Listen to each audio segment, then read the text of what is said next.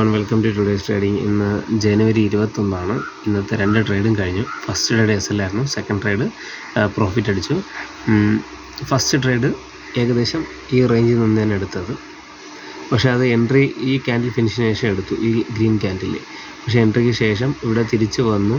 ഇവിടെ S L അടിച്ചില്ല എങ്കിലും ശരി തന്നെ, പക്ഷേ എൻ്റെ പ്രീമിയം നല്ല താഴോട്ട് വന്നു. ഞാൻ അതുകൊണ്ട് എക്സിറ്റായി, എസ് എൽ അടിച്ചു. ഒരു 1000 രൂപയ്ക്കകത്തായിരുന്നു എൻ്റെ എസ് എൽ എന്ന് പറയുന്നത്.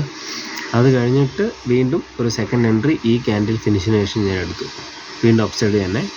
അപ്പോൾ 1-2 ക്യാൻഡിൽസ് താഴോട്ട് ടെസ്റ്റ് ചെയ്തിട്ട് എൻ്റെ എസ് എല്ലിൻ്റെ ഏകദേശം അടുത്ത് വരെ വന്നിട്ടാണ് പിന്നെ നല്ലൊരു ക്യാൻഡിൽ അപ്സൈഡ് മൂവ്മെൻറ്റ് കിട്ടിയത്. അതിന് ശേഷം ഞാൻ ഈ സ്പോട്ടിൽ ഈ ഒരു ഭാഗത്ത് ക്യാൻഡിൽ എത്തിയപ്പോഴത്തേക്കും ഞാൻ എക്സിറ്റ് ചെയ്തു.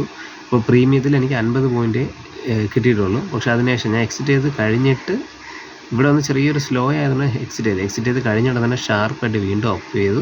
ഏകദേശം ഈ ഒരു ലെവൽ വരെ പോയി. ഹോൾഡ് ചെയ്തിരുന്നോ എങ്കിൽ 50 പോയിൻ്റ് കിട്ടിയെടുത്ത് 177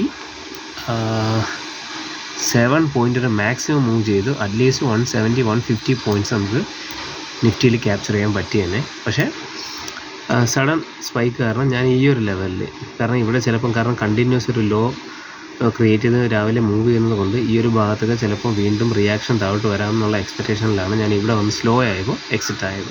ഓക്കെ ഗൈസ്, സോ ഇന്നത്തെ പൊസിഷൻ എന്ന് പറയുന്നത്